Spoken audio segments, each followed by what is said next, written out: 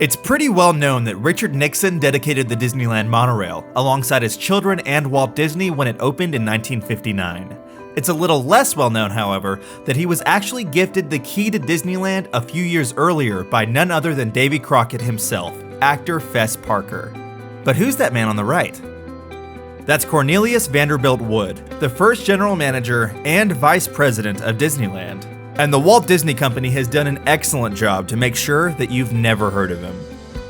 Cornelius Vanderbilt Wood, or C.V. Wood as he would come to be known, was raised in Amarillo, Texas. By all accounts, he was an outgoing and intellectual guy who studied petroleum engineering at the University of Oklahoma and ended up working at the Stanford Research Institute in Southern California.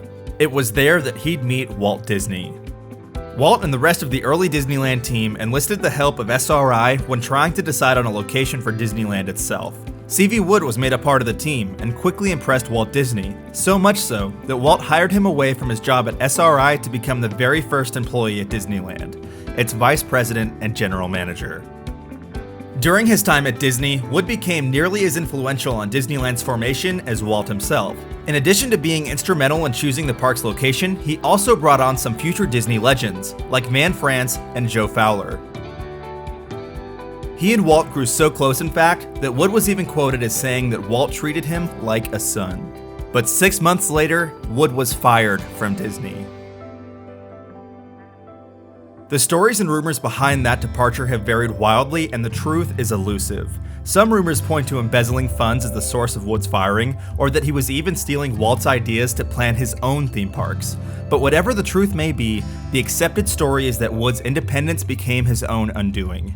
He and Walt quickly began to butt heads as soon as Disneyland opened, and their relationship deteriorated quickly. Once he was fired though, Wood didn't do much to salvage whatever relationship he did still have with Disney.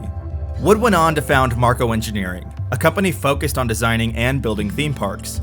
He even billed himself as the master planner of Disneyland to attract business, before Disney sued him out of using that name.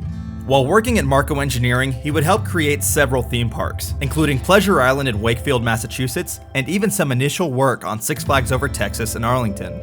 Outside of his time at Disney though, Wood is perhaps best known for helping build Freedomland USA in the Bronx, New York City. Freedomland USA opened on June 19, 1960, almost exactly 5 years after Disneyland's opening. The park was themed to United States history and was laid out like the continental United States. Wood pulled out all of the stops for this $65 million theme park and brought on experts in many fields to help out, even including Academy Award winner Jules Stein to write the park's music. High sign of little old New York. Freedomland opened to great reception, with the Ed Sullivan Show even referring to it as Disneyland's equivalent in the East. By all indicators, Freedomland was to be a runaway success. But, as you might have guessed, Freedomland didn't last long. Problems with the park began almost immediately. A stagecoach overturned, snapping a guest's spine. Almost $30,000 was stolen from the front office, and Freedomland fell steeply into debt. This all led to the park filing for bankruptcy just 4 years after it opened, and it was demolished a short time later. Wood would go on to work at Warner Brothers, aiding in the construction of its theme park properties. Along the way, he would found the International Chili Society with Carroll Shelby, have a minor part in the movie Miami Super Cops, and even move the London Bridge to Arizona. Even with all of these achievements, Disney has wiped all mention of Wood from Disneyland's official history.